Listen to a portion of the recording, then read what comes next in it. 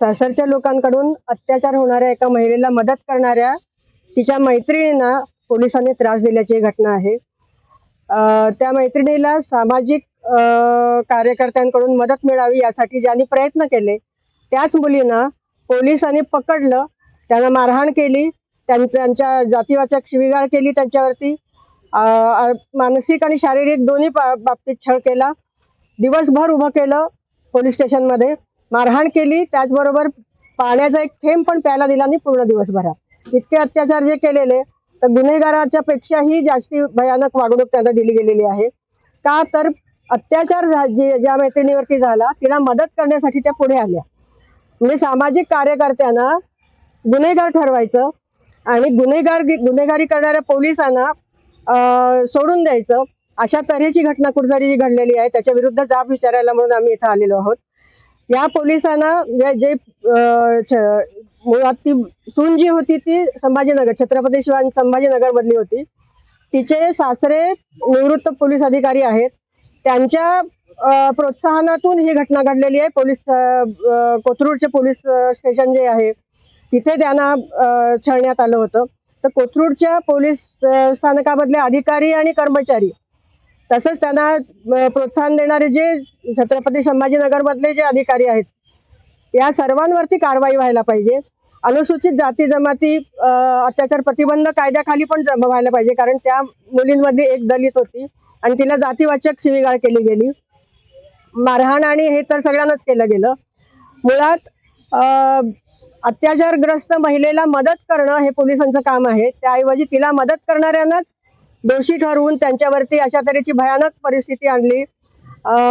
त्यासाठी आमच्या मागण्या आहेत की जे संबंधित पोलीस अधिकारी आणि कर्मचारी यामध्ये सामील आहेत त्या सर्वांवरती ताबडतोबीने कारवाई व्हायला पाहिजे।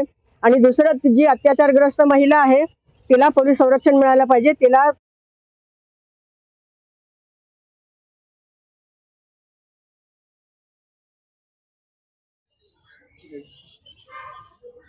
गेल्या 2 दिवसापासून सोशल मीडियावर फिरत असलेल्या एका मुलींच्या अत्याचाराबद्दलची जी बातमी होती त्या संदर्भात पुणे येथील कोथरूड पोलीस स्टेशनच्या अंतर्गत येणाऱ्या पोलिसांनी व छत्रपती संभाजीनगर येथील पोलिसांनी 3 मुलींना पोलीस ठाण्यात डांबून ठेवून त्यांच्यावर अत्याचार केल्याच्या घटना संपूर्ण महाराष्ट्रात खळबळजनक या घटना व्हायरल झालेल्या होत्या।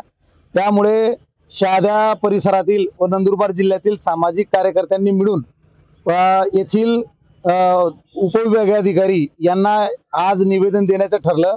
त्याचं मूळ कारण म्हणजे ज्या पोलिसांनी त्या 3 मुलींना डांबून ठेवलेलं होतं, ज्यांना त्यांनी जबरदस्ती पोलीस स्टेशनमध्ये नेलेलं होतं, त्या पोलीस अधिकाऱ्यांवर गुन्हे दाखल झाले पाहिजेत। कायदा आणि सुव्यवस्थेचा प्रश्न महाराष्ट्रात कुठल्याही परिस्थितीत कुठल्याही समाज घटकांमुळे निर्माण झाला नाही पाहिजे, ही भूमिका खरं म्हणजे पोलिसांची आहे। परंतु असं सध्याचं चित्र महाराष्ट्रात दिसत नाही। जे लोक न्याय मागायला जातात त्यांनाच पोलीस स्टेशनमध्ये दादागिरी करून दबंगशाहीने डांबून ठेवण्याचा प्रकार करतात। हा प्रकार निश्चित आपल्या महाराष्ट्रासाठी लांछनास्पद आहे, लाजिरवाणा आहे। अशा घटना घडू नयेत म्हणून महाराष्ट्राचे मुख्यमंत्री तथा गृहमंत्री आदरणीय देवेंद्र फडणवीस साहेबांनी जाणीवपूर्वक या गोष्टींमध्ये लक्ष घालून असे जे पोलीस आहेत जे महिलांचा छळ करतात, आपल्या सुनेचा छळ करणारा जो निवृत्त पोलीस अधिकारी आहे यांच्यावर सुद्धा गुन्हे दाखल करून यांना तुरुंगात टाकले पाहिजे, अशी आजच्या प्रसंगी या शहादा तालुक्यातील संपूर्ण सामाजिक संघटनांच्या कार्यकर्त्यांची अपेक्षा आहे। म्हणून आज आम्ही इथे जमलो होतो आणि माननीय उपविभागीय अधिकारी यांना आम्ही आज आमच्या मागण्यांचं लेखी निवेदन दिलेलं आहे।